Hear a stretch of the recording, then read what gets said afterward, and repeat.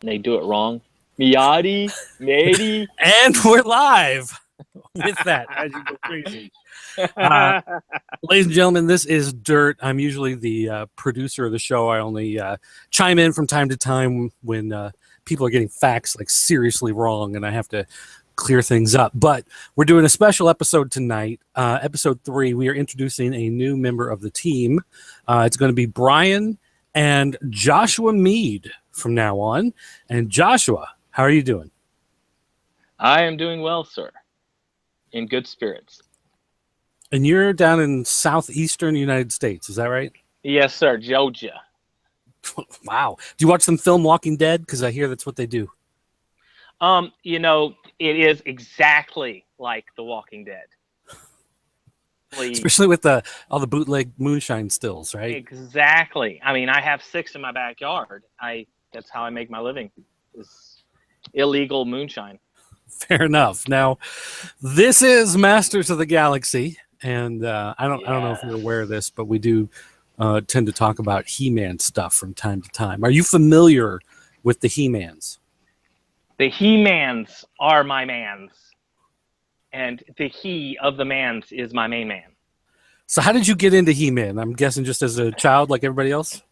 Well, to explain that, when I was a child, I actually grew up in a very poor part of... hello? Mic check? No, you're fine. Okay. During the Carter administration. As people know, the Carter administration was very hard on the United States. And we were so poor that we actually grew up in a FEMA trailer. Oh, wow. And I'm just gonna jump in for 1 second, because Joe Amato is always talking about how poor he was growing up and how Masters of the Universe were the only toys he had because that's all he could afford. Yes. I think you got him beat. I think you're the first guy that can beat Joe Amato on this. I was so poor that I know what squirrel and yard onions taste like. I'm sorry, did you say yard onions? Yeah, wild onions that grow in the yard. I was not aware that that was a thing. Yeah. You just eat the tops. So do you cook the yard onions with the squirrel, or are those two separate meals? You can. They're kind of like chives. Huh. All right, then. I just ate them raw. Huh. Not the squirrel. Oh, okay. All right, well. I mean, I'm not a complete savage. Back to The Walking Dead. I gave it a light sear. Well, but anyway, it came back to that. Small town in West Virginia, we did not have a lot of stuff. Even if we did have money, they just didn't have things to buy. Like you could get G.I. Joes, but you couldn't get the good ones. You could get He-Man, but you couldn't get the good ones. You know what I'm saying? The ones that everybody wanted. But I actually, that was the same deal. We couldn't afford anything else. My dad started getting me Black Star toys. That stopped happening because, you know, they quit doing the line. And then he started with He-Man stuff.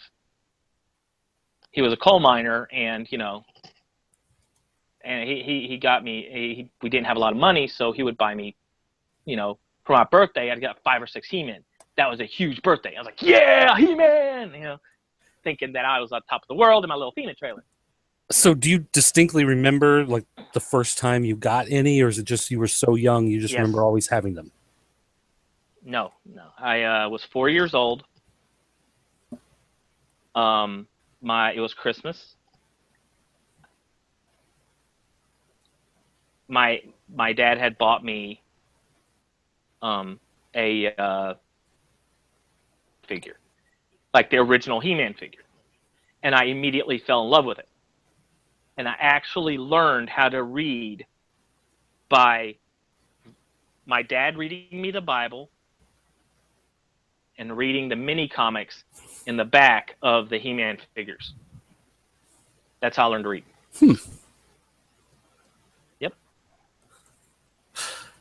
I'm trying to imagine how those three all work together to form a worldview. But that's a conversation for another day. I'm a savage, but I will bless you. I smite you with my sword by the power of Grayskull. Yes, yes, I will bless you into, were you a fan of the cartoon and the movie and everything, or just the movie actually made me cry because it touched you so deeply on a human level? Like a Catholic priest. Cool. I hated it. It was horrifying to me. I cried because I was so excited about it, and I was so just Dolph Lundgren was in it, and Dolph Lundgren was in Rocky, and I saw Skeletor, and I was so excited because Skeletor looked badass, and then I watched it, and the first 5 seconds, He-Man uses a laser gun. Right. And he doesn't even look like He-Man. He looks like he could have been in Beastmaster, or I religiously watched barbarian movies. Mm-hmm. Like anything that had to do with barbarians, I watched it. It looked like he could have been anything. Did not look like He-Man. I just remember watching it. I just remember being confused when I watched it. Yeah. I just remember being in the theater. Because see, when it came out, my sister was having a slumber party.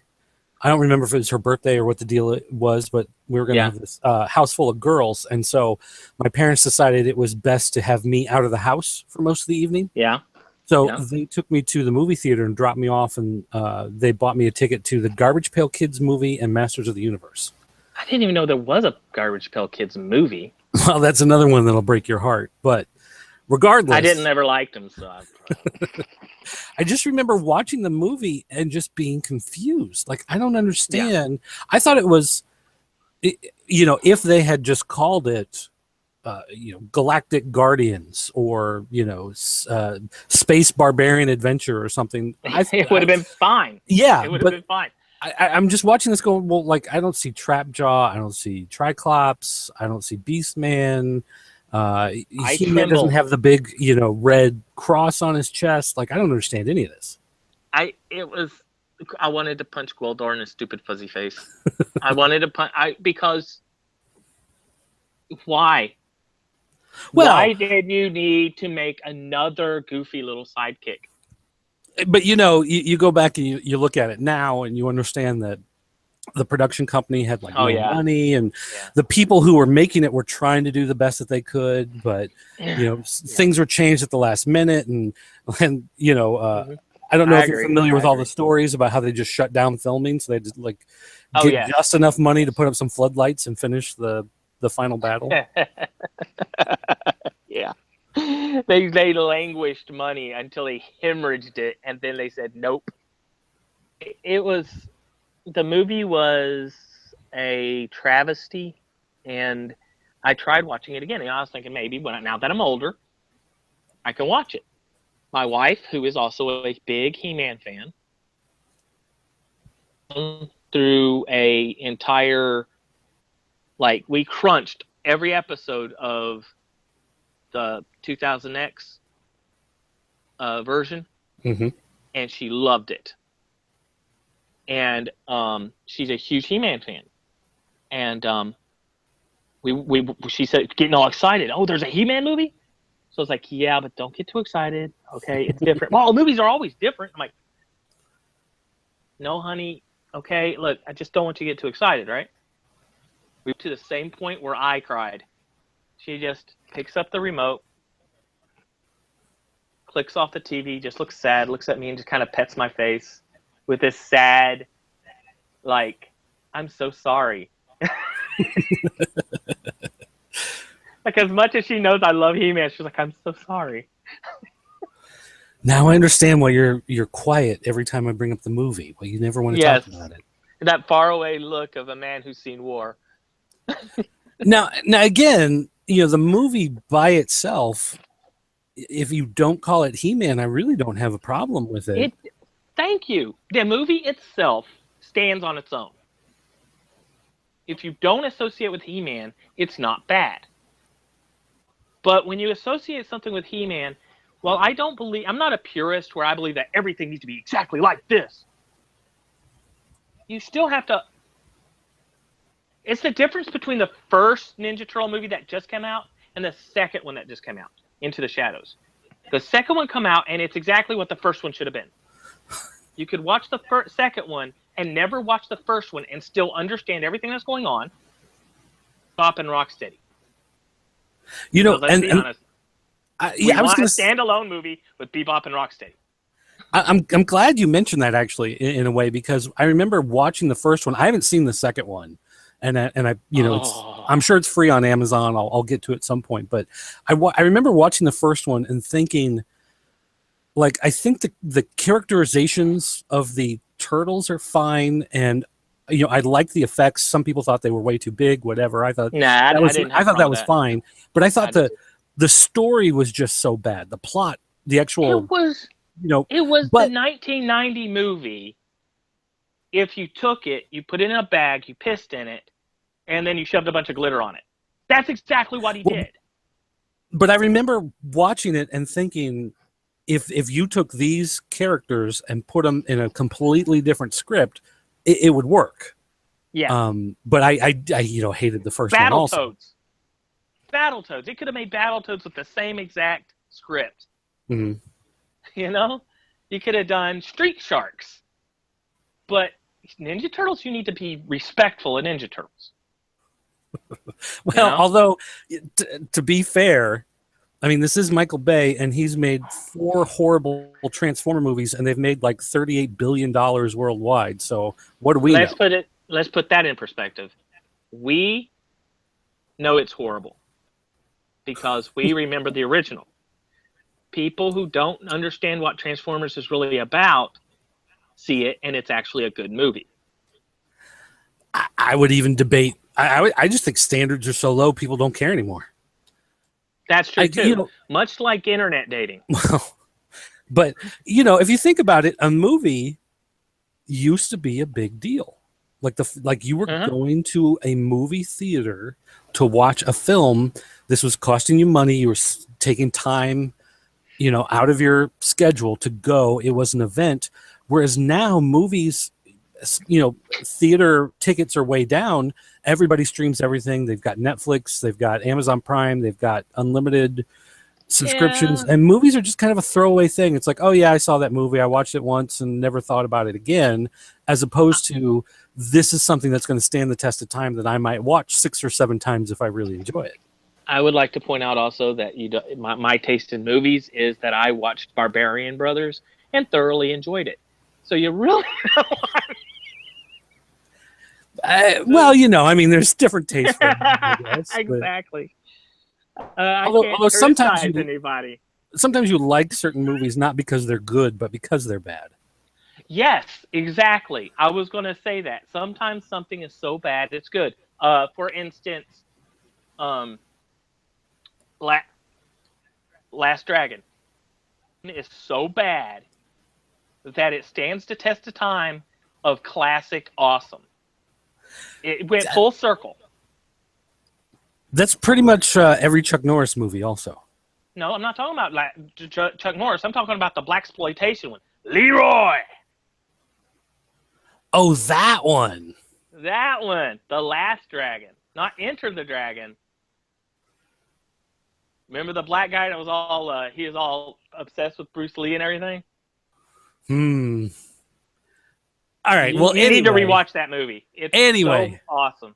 All right. So, did you read the comics, like all the mini comics, the Star comics? Yes. Did you read all the stuff from DC? Actually, we couldn't get them, and we couldn't even get comics in my area. My comics were the little mini comics, and had a Thor comic. I got lucky and got out of 7-Eleven that my dad worked Hoot Owl at. And for those who don't know, Hoot Owl means night shift. I mean,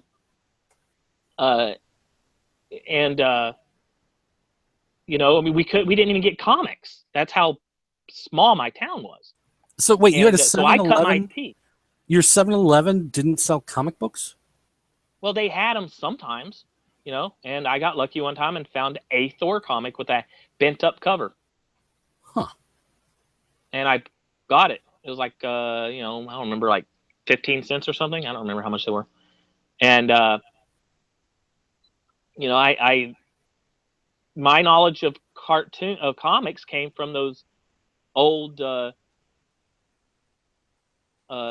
remember the cassettes you could get, and it had like the Fantastic Four, Oh, and you it would had a read store along, like a and then couple of Fantastic. it would do the tone, and you'd flip the page. No, that was all He-Man. I had the He-Man stuff like that, but like no, I'm talking about the cassette tape. You had a couple of adventures from Fantastic Four, and then at the end you had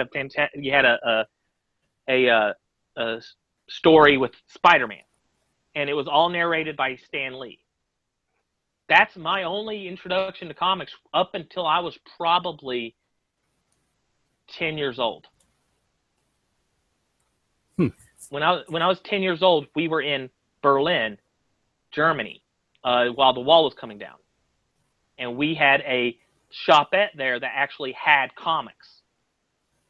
And that's where I started actually getting comics. Were you there to see the wall come down, or were you instigating the wall coming down, or how did that work out? Oh, my dad was in the military, and we went there, and we lived there for 3 years. Well, that kind of clears things up. I didn't know if you were, like an international spy or something that brings down communist regime. I'm a man of mystery. What, you want to know my secret identity? I'm Batman.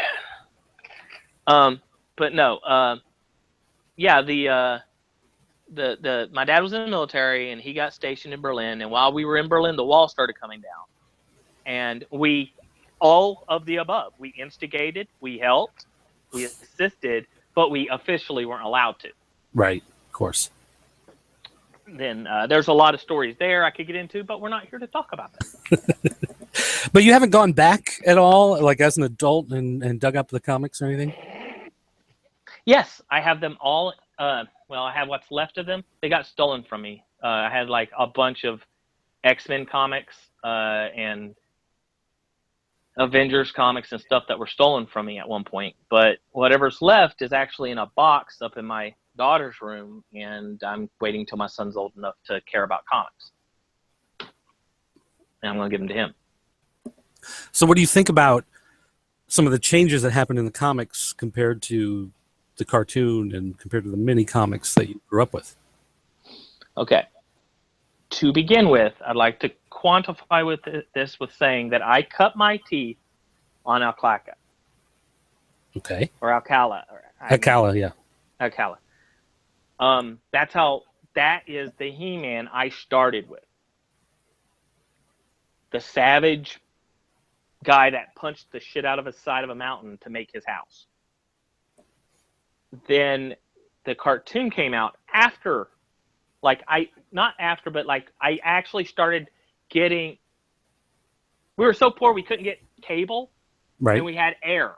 Yeah. And we finally got a channel that had He-Man on it. And when we did that, I made sure to always keep it, always memorize where the dial went to tune in. And I would be able to watch Voltron. Mm-hmm. Anyway, so I cut my teeth on Alcala. So I love the Alcala look. When they did the cartoon, it was so different from the comic that it kind of took me a little while to warm up to it. Because it was even a different personality. Well, yeah, it was a lot goofier, whereas Alcala Yes. was much more of the Conan inspired. Yeah, savage. Right. I remember one of my favorite story arcs was that He-Man, while still He-Man, had to go tell, this wasn't an Alcala comic, but he had to go tell the King and Queen something. He didn't have time to go transform back into Prince Adam, and they trusted him. The King and Queen trusted him, so he was just going to march right in. About 5 or 6 guards came out, and they were going to stop him. He was going to walk right through them, and Tila had to stop him because she's like, I don't want a bunch of my guards dead. Let him through. Right. He was going to just kill him and keep walking. And it's not that I glorify that, It just shows how different Mm-hmm. it was, Mm-hmm. you know? And so to quantify that, to explain that, I have no problem with what they did in the new Eternity War series. I feel like it was a good place. Excellent. I feel like Dan Abnett is a god among men when it comes to sci-fi. Mm-hmm. I've read a lot of his books, so I knew that he was going to make me cry. I knew it before I when liked I his said Nova stuff. His stuff on Nova was really good. I remember that. yeah. And he did Eisenhorn trilogy, Mm. and he's a lot like he will murder your favorite character. It's like Game of Thrones. He will. Oh, you like this character? Let's kill him. But I knew what was coming, so I was ready for it. The problem I had was not with the art style. It was with what Mattel made Pop Man do. See, I've talked to Pop Man. I'm friends with Pop Man, and when I talked to him about it, it wasn't his decision to do the sword and the armor that way. He was told to do it that way. So From Mattel. he didn't have from the creative directors of Over the Comic Book told him he had to do it that way. Now, well, I'm not going to sit there and throw them under the bus, but I'm also not going to allow him to get tossed under the bus. I've heard a lot of the same type stuff, from different conventions and talking to different creators and stuff about how a lot of what happened in the DC series were top-down decisions, not the creators' decisions. It also, yes. if you follow those comics, you look at the credits, they did switch hands several times, and so that always creates a problem. Well, if you notice, after Dan Abnett got a hold of it, the character of Tila became instantly better. And I did think Eternity War was the best of those DC books, and of course that was like the end of that run. Everybody had kind of given up on it by then. But then there's the new Masters of the Universe Thundercats. Have you been reading that one? Haven't gotten to. I'm a truck driver. Go to the local comic shop for reasons that I won't go into here. And so I haven't been able to get my hands on it. Because it is divisive. Well, I've heard. It seems like people either they like it or they absolutely hate it. From the pictures of the... I will say this. I like that they kept He-Man. Okay? Mm-hmm. I like that they kept Lino. It looks like somebody in art class drew a picture of Lino and He-Man, then used colored pencils to color it in. That's what it looks like to me. Freddie Williams does everything digitally. You can actually go on YouTube and watch him do art videos where he streams himself drawing and coloring, and that is, he will pencil it, ink it, color it, do the entire page digitally. Oh, I do the same thing. Yeah. I mean, I'm an artist. Oh, yeah, people don't know. I'm an artist, but I'm not professional. I suck. I just pretend like I'm good at it because it makes me feel better as a person. But I'm an artist. I do a lot of fantasy artwork. I just don't. I don't know. I can't really. I can't explain what it is about the art style that doesn't resonate with me.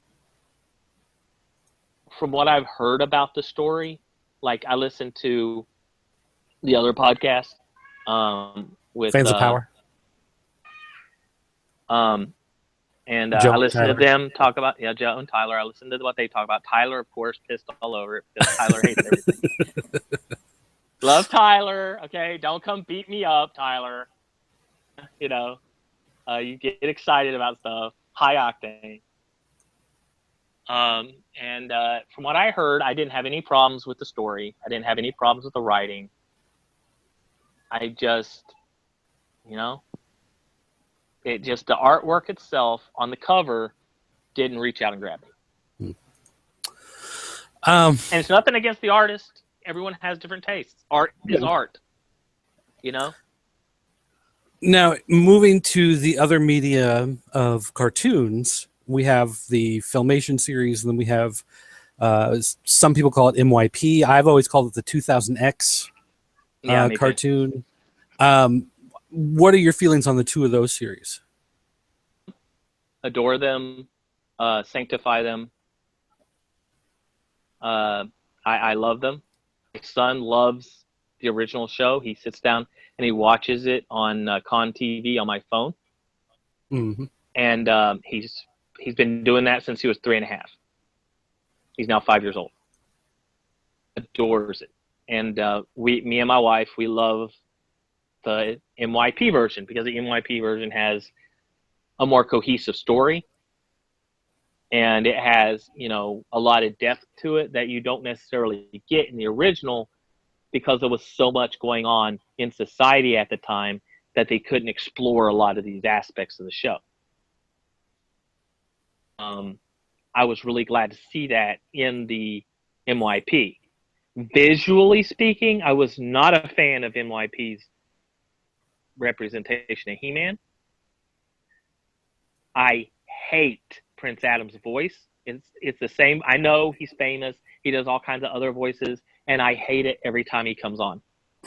Every time he does a voice, I hate it. I just detest it. I hate it.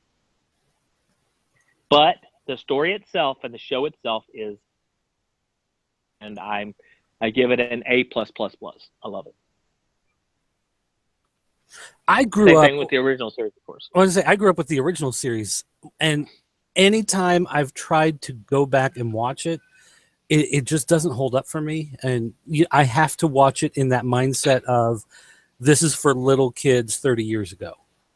If I try to take myself out of that mindset, I just can't.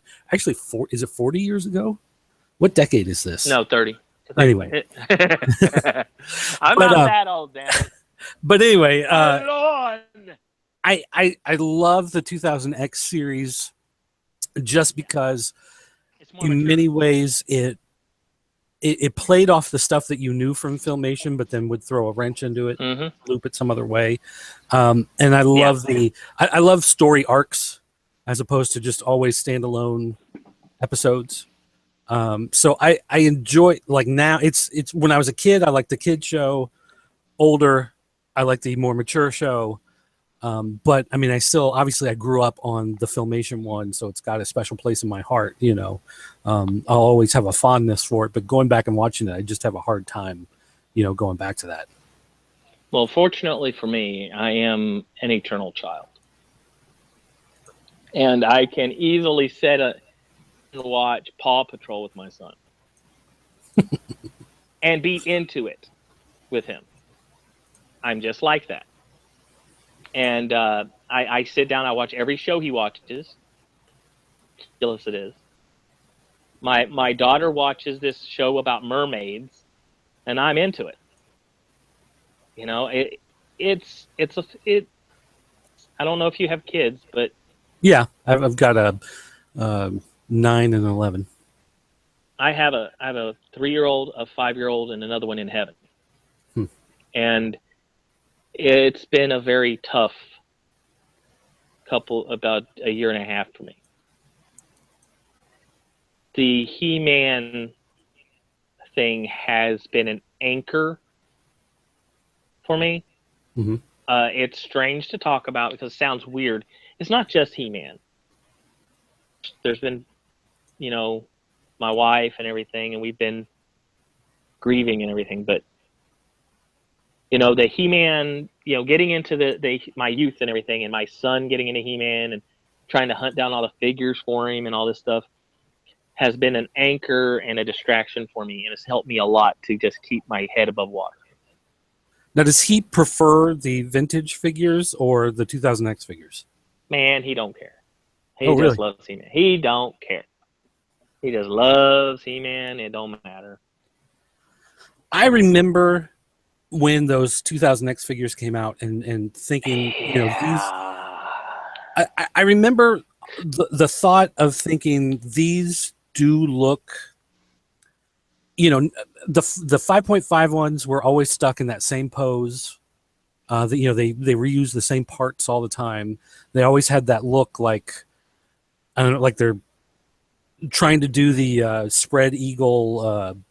Hunchback. Yeah, with the little squishy heads. And so Yeah. the 2000X figures were always nicer looking figures, but there's something about that classic 5.5 that I just adore. And there are Yeah. people today still making 5.5 figures beyond Super 7 doing the obvious ones that were San Diego Comic-Con. But like I've got a friend in Chicago that does his own designer vinyl, as they're called, toys, and he does figures in that 5.5 scale. And I love that size. I love that look to them. I need to and go so, see him. I go to Chicago all the time. He's always at C2E2. If you go up there for the Chicago Comic and Entertainment Expo, I never he get works. to go there. Well, he works for a group, Nerd City, and his figures are Galaxor and the Lucha Sharks. And it's two different lines. Galaxor is in outer space, and the Lucha Sharks are literally sharks that look like Mexican wrestlers. Sounds awesome. But he does all these figures, and I just, like, I'm always in awe of looking at these figures that he puts together, because he started out doing the basic thing that a lot of the designer vinyls do. They take a He-Man figure, they rip off all the accessories, they sculpt a new head, they put some different stuff on the hands so it looks different. But then over the years, as he's grown and gotten better, he's taken that same shape and that same idea, but he sculpted figures completely from scratch in that same vein. And so I just love that 5.5. That's just something that I don't think I'll ever grow out of, because I just love that particular size and that shape of figures. Yeah, I agree. I love the classics lines that have come out, but they're just too expensive for me. Yeah, I have that problem too. I can't afford them. I know that I'm trying to get to a point where I can come home and stay home for a while. And when I can do that, I am going to start restoring the figures, painting them up, fixing their legs, stuff like that. My big problem is I don't have any accessories for most of my figures. Like 90% of the figures, I have no accessories. And they've got like wobbly legs, or the legs are completely broken off, and I need to just fix them, with rubber bands and eye hooks. Right. And I mean, I agree with you. I love it when people do that. I think it's excellent. I think that guy is doing an excellent job. I think that, people like, Joe Amato have so much talent, and they just get all my respect. I do modeling. I paint figures as a hobby, BattleTech and stuff like that, like little pewter figures. So I know how much work it goes into it. And when you can take an actual action figure and make it into an action figure that you can play with, that's just skill. My stuff, I'm like, don't touch it, it'll break.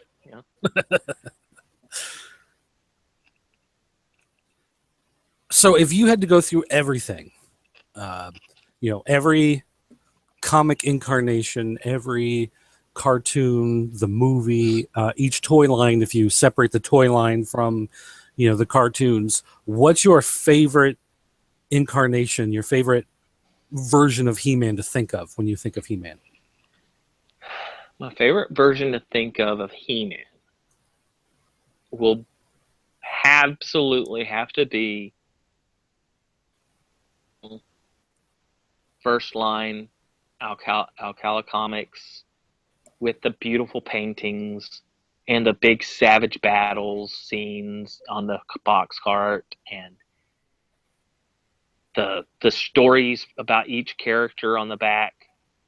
like, you know, where it showed like all the pictures that didn't really represent the figure. Right. You know, Right. I was disappointed with Beastman. I really wanted the red one, like it looked like on the It back, looked like he was like oversized, where and he like looked deep like blood an red. orangutan. Yeah, and he had Yeah. like all the fur everywhere, and he just looked so badass. And then I get this baboon-looking blankety blank, and I'm like, and I agree with you about the way he looked. The box art was just better.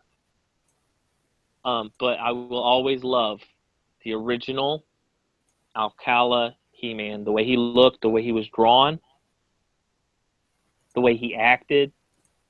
Jerk, but he had a good heart. And you look, he's kind of a bully. He really, you know, he kind of was mean to Man at Arms a little bit. But that goes back to your yeah, love that's of where I savage cut my sorcery. teeth. Yes, I Those type cut of my movies. teeth on it. Yeah. When I was little, I used to sit there and watch Fire and Ice. I'm 3 years old watching Fire and Ice. Something about me. I'm gonna guess that's a movie. Oh, it's a movie about. Okay, I'm looking it up now. Fire and Ice, 1983 film. Yes. An animated. Oh, Ralph Bakshi. Okay. Ralph Or Bakshi. Bakshi. Yeah, he's a god among men, and he will save us from anime. I've seen. Like I look at this poster. I've seen this poster, but I don't think I've ever seen that movie. Dude, it's the movie is a must see. It holds up today. Actually, it's on YouTube. Yes, it is. So there you go. It's not real great. It's like real dark. Like somebody took an old VHS tape that was a little bit worn out, you know? Mm. I watched that show so much that the VHS tape did wear out and melted. I'm sorry, not VHS. We had Betamax. We weren't cool enough for VHS. My mom won a Betamax in a raffle. Same thing. We had a microwave oven. Microwave ovens had been out for 20 years by this point. I was wondering why the TV wouldn't turn on. I thought it was a TV. Did your mom keep the microwave in the living room? No, it was sitting on the kitchen. I didn't use common sense, okay? Okay. Don't judge me. Well, I mean, you're doing this show, so you can't have any common sense. So true. Luckily, I never felt like I needed it. It's brand new, sitting in a box. But that's my favorite. I feel like the Dan Abnett story did 100% to it. I felt like Dan Abnett's story, the entire arc, from beginning to end, to the original, and kept the integrity of the story as it progressed through the ages of our lives, and then expanded on it. And I felt like he respected it. Like a lot of the flack that got thrown at it was not deserved. And I feel like us as a community. Wait, you just cut out there. Oh. You just said a lot of the flack that was thrown at it, and then it just went... was not deserved. Okay. And we as a community, okay? I belong to several different fandoms, and what this one has in common with my other favorite fandom is that the hardcore originalists don't want anything to change. And anything that changes, even a little bit, they come out savagely against it. Mm-hmm. And the negativity that comes from it will drive new people who would otherwise get into this fandom and enjoy it away. Because people don't want to come in and just hear a bunch of bitching. Well, yeah, especially if they think, oh, this is something kind of new to me. I wonder, what this is like. I wonder what's going on. Is this something worth looking into? And then you do a Google search and all you see are people tearing each other apart. Right. And I'm the kind of guy, I will talk to you. I will argue with you. Not argue. I'll discuss. I don't argue. Right. I don't like arguing. It's a fine line sometimes, though. Yes, it is. I will discuss. Me and my wife never argue. We don't. We sit down, we discuss it, and we come to a conclusion as to why she's right. But we never argue. And because I can't. Because my temper's too hot, and I won't allow myself to argue. I will walk away from it. And what I have seen is some of the nastiest, most hateful, just tearing each other apart. And what they don't understand is if you would just come at me respectfully and talk to me, I would have a 10, 20 day long conversation. I would have the conversation for a month and a half with you if you're respectful with me. But when you start insulting me, insulting my intelligence, insulting my maturity, things like that, I just... Well, and it's why would you even just walk away? Why would you even want to be engaged in these people when they're going to just keep throwing, childish insults and stuff around? So, all right. So, well, you've probably seen it. Yeah. Oh, on the forum. I've seen it. Yeah. I've seen it in everything. Yeah. Yeah. And you've seen me walk away from it. It's not just Masters of the Universe where this happens. This is every fandom. Really. Everything. Yeah. But Masters of the Universe can be the hardest of most of the fandoms that I've seen. All you have to do is in the middle of any conversation, just mention something about how you never liked Princess of Power. Oh, oh, Lordy! I would rather not cause a nuclear bomb to go off. So speaking of hurricanes, no. To wrap up, let's just quickly. As some final thoughts here, as we move forward, wrapping up this year, next year is going to begin the era of Super 7. And what we've seen from Super 7 is repackaging those, the ultimate versions of the figures. We're seeing those reaction styles, 3.75 retro figures. And then we're also seeing the return of 5.5s with the 3 terrors, but I mean, it's probably safe to assume that we're going to see more of those coming down the pipe.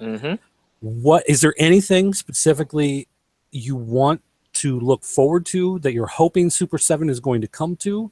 Is there anything specific that you've seen that you completely marked out for that you can't wait to get your hands on that they're doing? Or is there anything that you're particularly worried about with Super 7 and some of the stuff they're doing?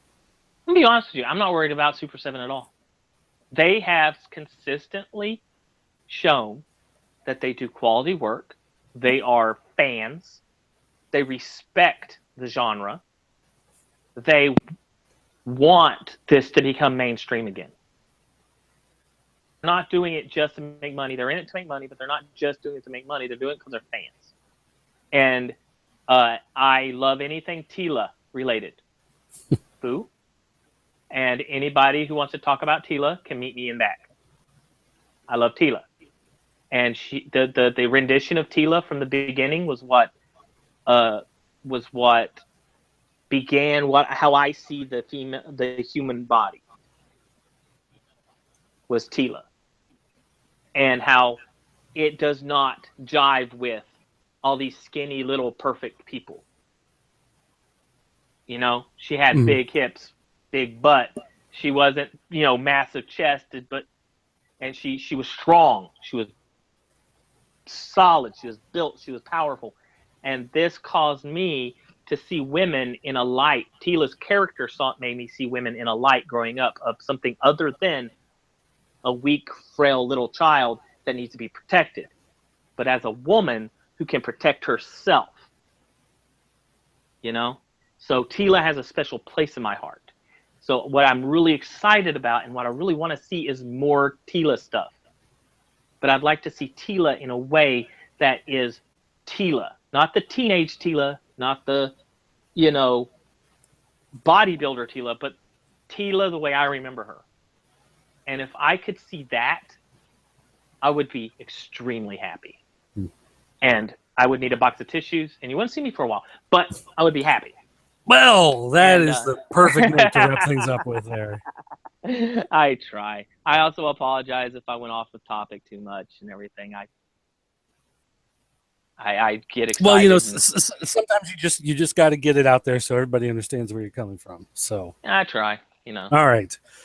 Well, anyway, I want to thank you, Joshua, for joining us. Next week, Brian is supposed to be back.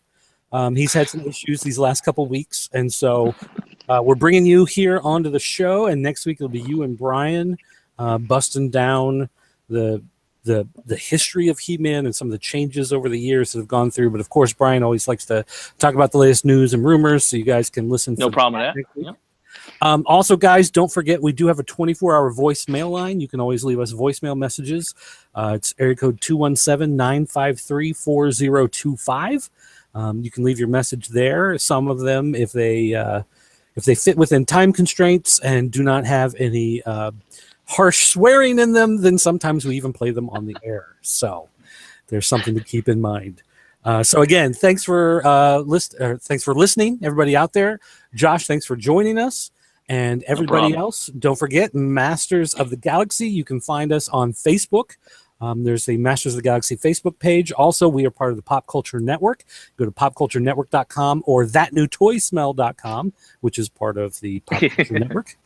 And that's going to be it for me, Dirt, and Joshua. Thanks for listening, everybody, and we'll see you next week. Y'all have a good day.